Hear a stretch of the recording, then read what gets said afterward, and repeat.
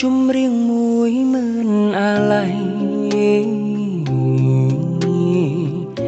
ជំរៀងច្រៀងថ្មីនឹងក្រោយបងអង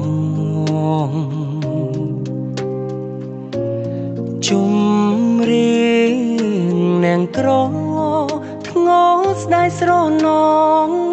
ស្ដាយចិនដែលស្មងស្ដាយឈ្មោះស្នេហា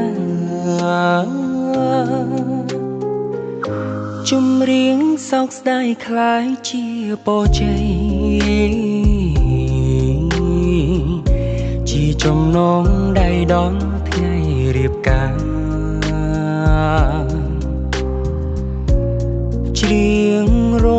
ងភ្ជាប់រឿងដែលឥតខ្លឹមសារជារឿងអនិច្ចាស្នេហាព្រួលប្រែតែស៊ូកាន់ចិន